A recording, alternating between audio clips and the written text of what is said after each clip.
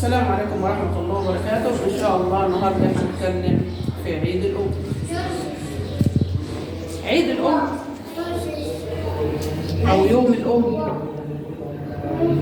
يا ترى يا ولاد هي الأم المفروض ندور على يوم واحد بس كده في السنة نحتفل به؟ المفروض كل يوم يمر عليك ولك أم ماشية على الأرض تعيد. خلي بالك، المفروض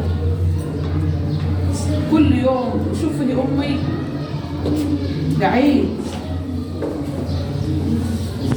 عيد، أيوه، لأن ربنا وصانا بيهم. قال وقضى ربك ألا تعبدوا إلا إياه وبالوالدين إحسانا. خلي بالكم من الآية، ربنا بيقول في القرآن وقضى ربك ألا تعبدوا إلا إياه وبالوالدين إحسانا إما يبلغن عندك الكبر أحدهما أو كلاهما فلا تقل لهما أف ولا تنهرهما وقل لهما قولا كريما واخفض لهما جناح الذل من الرحمة وقل رب ارحمهما كما ربياني صغيرا. خلي بالك بقى، أنا بنكلم كل راجل موجود على الأرض وكل ربنا بيقول إما يبلغن عندك. خلي بالك، ده ربنا اللي قال والله مش أنا. ربنا بيقول إما يبلغن عندك. عندك يعني إيه؟ يعني مش عند جوز بنت، مش في دار المسنين. ده كلام ربنا مش كلام. ربنا بيقول وقضى ربك ألا تعبدوا إلا إياه وبالوالدين إما يبلغن عندك الكبر. يعني المفروض الأب والأم لما يكبروا في السن يبقوا تحت رعاية ابنهم، مش تحت رعاية بنتهم، مش تحت رعاية جوز بنتهم، مش تحت رعاية مرت ابنه أو مرت ابنه. خلي بالكم كلام مهم. ربنا بيقول إما يبلغن عندك. يعني إيه عندك؟ يعني المفروض الأم لما تكبر، الأب لما يكبر في السن أيا كانت ظروفه ما يطلعش من بيته. ما يطلعش من بيته، أيوه ما يطلعش. ده ربنا اللي بيقول. ربنا بيقول عندك. عندك يا ابنه، عندك يا ابنه. يعني المفروض الإنسان لما يكبر في السن ابنه اللي يتكفل بيه. ده كلام ربنا والله مش أنا. بيقول إما يبلغن عندك الكبر. لما يوصل الأب أو الأم للكبر المفروض ابنهم اللي يتكفل بيهم مش بنتهم. ليه؟ لأن بنتهم مش في عصمة نفسهم، بنتهم في عصمة راجل. خلي بالك، البنت في عصمة راجل، مش ملزومة إن هي تتولى أمر أمها وأبوها بعد ما اتجوزت. ده مش كلامي، ده كلام ربنا. قال عندك إما يبلغن عندك.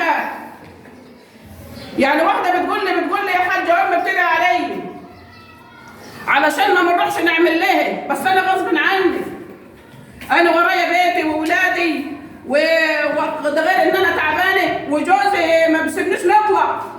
أمي بتدعي عليا، نعمل إيه؟ قلت لها خليها تدعي براحتها، خليها تدعي زي ما بقول، تخش جوه الكعبة وتدعي. دعوتها مش مستجابة في الظروف دي. ليه؟ لأن أنت طلعت من تحت عصمتك، أنت بقيت في عصمة راجل. أنت مطلوب منك طاعة الزوج وطاعة أولادك. أنت مش مسؤولة عنها دلوقتي. بما إني طلعت من بيت أبويا بقيت مش مسؤول. ده بالنسبة للبنت. خلي بالكم يا نساء العالم. أنا بما إني طلعت من بيت أبويا بقالي زوج وبقالي اسره، وابويا وامي عشان حد يخدمهم، اللي يخدمهم ابنهم. ده ربنا اللي قال مش انا، قال اما يبلغن عندك، يعني زعلانه مني بتدعي علي، تدعي براحتك، لان انت خلاص ما عدتش مكلفه. انت مكلفه ضربت ببيتك وولادك. المكلف بها ابنها مش مرات ابنها برضه. خلي بالك، المكلف به ابنها مش مرات ابنها. انا ما لقيتش لا ايه ولا حديث ولا حتى قول من اقوال الصالحين بيقول ان مرات الابن هتتعاقب لو ما خدمتش حماتها وحماها. انا ما قريتش الكلام ده. خلي بالكم يا حبايبي، انا ما قريتش الكلام ده لا في الكتاب ولا في السنه ولا في اقوال الصالحين ان مرات الابن هتتعاقب لو حماتها ضاعت عليها انها ما بتخدمهاش. ما هوش عليه، ما هيش مكلفه. بتدعي على بنتك، ما هيش مكلفه. المكلف بخدمه الاب او الام ابنه. ده ربنا اللي قال، والله قال المفروض ما يطلعش من بيت ابنه، ما يطلعش من بيته. يعني ما نطلعش ابويا من البيت، لا نطلعه ليه، ده بيته، ده انا الاصل. ابني يطلع بره يدور له على مكان لو عايز يطلع، لكن انا ما نطلعش من بيت. ربنا اللي بيقول اهو، بيقول اما يبلغن عندك الكبر، لما يوصلوا للكبر المفروض ما يطلعش من بيته. ما نقولش ينجحوا في دار من دور المسنين، ما نقولش يروح يقعد عند جوز بنته. يقعد عند جوز بنته ازاي؟ اذا كان ابنه مش مستحمله، نقعد عند جوز بنت ازاي؟ ازاي نعيش في بيت وانا عندي ليا بيت نقعد غريبه عند الناس ليه؟ خلي بالكم يا حبايبي، خلي بالكم ان العقوق كتر، وبقى كل واحد كله اللي يهمه نفسه على حساب الاب والام. بس خلي بالك، اللي ينعمل في الاب والام اقسم بالله العظيم ولو بهزار لازم هتشوفه. ايوه ده ديون. يقول عليه الصلاه والسلام: كل عمل ابن ادم يؤجل للاخره الا عقوق الوالدين، يعجل بها في الدنيا. عقوق الوالدين ولو كلمه بهزار لازم هتسمعها من ابنك، لازم هتشوفها من بنتك، لازم. خلي بالك، لازم هيشوفها اللي عمل، سواء كان ولد او بنت. اللي انعمل في الاب والام ربنا سبحانه وتعالى ما بيعجلوش، ما بيوصلوش للاخر، لازم يشوفوا هنا عشان يقولوا ده كان عاق، ده كان بيعملوا في ابوه، فعياله عملوه فين؟ الرسول قال كده عليه الصلاه والسلام، قال كل عمل ابن ادم يعجل للاخره الا عقوق الوالدين، يعجل بها في الدنيا. ايوه يعجل بها في الدنيا. خلي بالكم احنا مش هنعرف قيمه الاب والام دلوقتي. خلي بالك يا ابني، والله ما هنعرف دلوقتي. هتعرف قيمه الاب والام ساعه ما تدخل البيت ما تلاقيهاش. هتعرف قيمه الاب لما تبقى في مشكله ونفسك في ابوك يقف معاك. هتعرف قيمتها لما تدخل الاوضه وتلاقي السرير فاضي. هتقول هي فين؟ كنت ماليه عليا البيت، كنت هتسمعني، كنت هتطبطب عليا، كنت هتشور عليا. ما انا بقول لك مش هتعرف دلوقتي، هتعرف لما المكان يفضى، هتعرف قيمتها، هتعرف قيمته. هيبقى نفسك تقول يوم مكان مش هتلاقيه. هيبقى نفسك تقول يوم مكانك مش هتلاقيه. طب ما ننتهز الفرصة، قدامي فرصة، هم موجودين على قيد الحياة. الجنة تحت أقدام الأمهات كما قال عليه الصلاة والسلام. يقول عليه الصلاة والسلام: بروا آباءكم كبركم أبناءكم. اللي عايز عيال يعملوه كويس لما يكبر يعمل أبوه وأمه كويس. بروا اباءكم تبركم ابناءكم. الحكايه اللي انا هنحكيها لكم ديت قال لسه موجوده على قيد الحياه، ما ماتش والله، ما مات لسه، وبنشوف، وكل ما نشوف نقول يا رب اكفينا شر سداد الديون، يا رب يا رب اكفينا شر سداد الديون يا رب.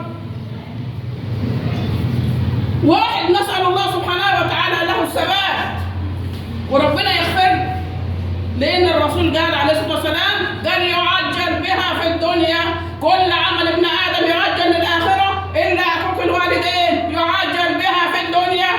الكلام ده ولا تحطوه حلقة في ودنكم. الراجل اللي هنكلمكم عليه دي موجودة على قيد الحياة وأنا نعرفها.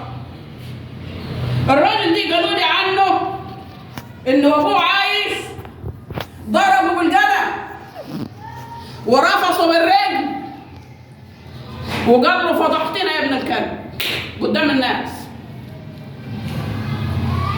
وانا بنتكلم عن الراجل ديت وانا بنتكلم كده في العقوق، ما نقول لهم خلي بالكم دي ديون، والرسول قال الكل يؤجل للاخره الا عقوق الوالدين يعجل بها في الدنيا. لازم هياخد القلم في نفس المكان وهياخد الرجل اللي ضربها لابوه في نفس المكان قبل ما يموت.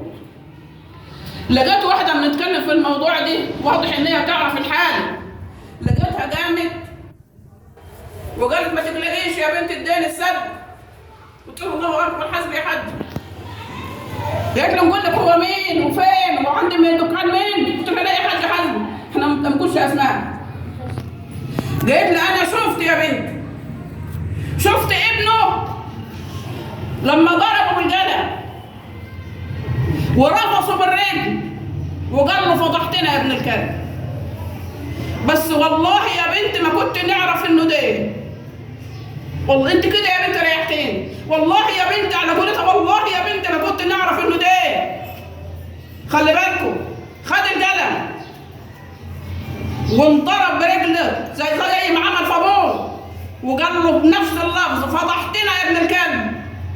النهارده الراجل ده ابوه مات وهو لسه في عقله، مات وما حدش يتفرج عليه، تعب له شويه ورقد في البيت والناس كانت بتزوره ومحدش شافه. النهارده ابنه بقى عبره، بقى العيال انا بنشوفهم محدش قال، انا بنشوف العيال وهم بيشتموه، بنشوفه وهو بيعمل حركات زي حركات الاطفال في الشارع، جلبيه ابوه لبس، طاقية ابوه لبس، الانحناء اللي كان فيها ابوه انا شفتها. انا كل ما نشوفه نقول يا رب اكفينا شر سداد الديون يا رب، يا رب اكفينا شرها يا رب. خلي بالكم يا حبايبي ربنا سبحانه وتعالى بيمهل لكن ما بيهملش. عقوق الوالدين دي ديون ولازم نسددها وانا هنا، الا اذا استغفرت وتبت ورجعت الى الله وقلت لها سامحيني يما. ايوه بوس على ايديها وبوس على ايديها وقول له حقك عليا انا غلطان. يما انا ما كنتش نعرف، يما والله ما كنت نعرف، انا غلطان حقك عليا. ايوه لانك انت لو ما اعتذرتش لازم هتشوف، اقسم بالله لو بهزار. واحد تاني من الزملاء نسال الله له الثبات وانا بنتكلم معاه في البر قال لي والله يا حاج انا كنت شقي وانا شاب وكنت مغلب ابوي بنفس اللفظ كده، قال لي كنت مغلب ابوي، بيقول لي ربنا سلط علي يا ابني، وبيقسم لي بالله العظيم ان بيقف في نفس المكان اللي انا كنت بنقف فيه، ابنه بنفس الهيكل اللي انا كنت بنقف بيه، بنفس الالفاظ اللي انا كنت بنقولها لابوي. الراجل ده لسه عايش برضه على قيد الحياه، بيقول لي يرصهم لي كده بنحس ان انا باصص لنفسي في المرايه. ايوه قلت له يا سيدي سيدنا قال كل عمل ابن ادم يعجل للاخره الا عقوق الوالدين يعجل بها في الدنيا. قال لي صدق رسول الله. انا شفت، ولما نشوف ابني بالشكل دي نفتكر نفسي نسيبه يقول اللي هو عايزه وبعد ما يخلص نقول له طب روح يا ابني الله يسهلك، طب روح يا ابني. ايوه البر لا يبلى والذنب لا ينسى والديان لا يموت، اعمل ما شئت كما تدين تدان. خلي بالكم يا حبايبي، ربنا سبحانه وتعالى حط الأب والأم رقم 2 بعد عبادته. قال وقضى ربك ألا تعبدوا إلا إياه، بعدها قالوا بالوالدين. وبالوالدين ده ما قالش محبة، ده قال إحسان. يعني لازم نعاملهم بأعلى درجات الإيمان وهي الإحسان. السيدة فاطمة بنت أسد رضوان الله عليها والسلام كانت أم سيدنا الإمام علي كرم الله وجهه. من كتر بر سيدنا الإمام علي بأمه السيدة فاطمة بنت أسد رضوان الله عليها والسلام كان لما ينحط الأكل ما ياكلش معاها. خلي بالكم احنا بنعمل معاهم إيه؟ كان لما الأكل ينحط ما ياكلش معاها. فستنا فاطمة زعلت وراحت اشتكت لسيدنا عليه الصلاه والسلام، بتقول له يا رسول الله علي ما بيرضاش ياكل معايا. خلي بالكم الناس اللي كانت بتخاف من ربنا، بتقول له يا رسول الله علي ما بيرضاش ياكل معايا. يا ترى هو قرفان مني؟ ما بيحبش ياكل معايا ليه؟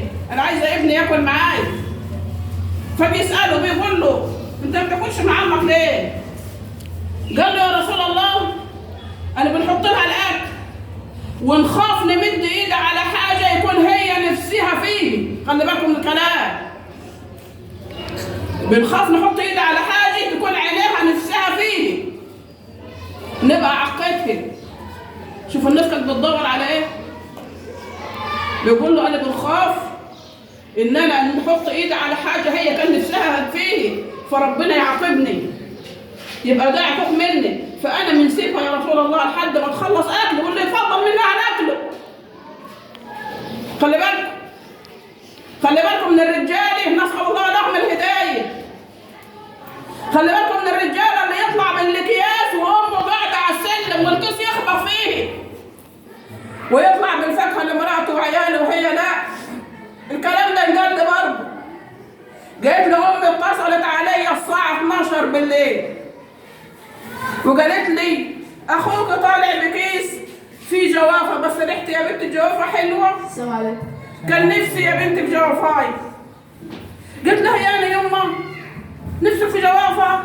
انا يما هروح نجيب لك دلوقتي. قالت لها يا بنتي انا انت خلصت يا بنت النفس باتت، بس انا مندردش معاك، بس والله يا بنت الجوافه كانت ريحتها حلوه.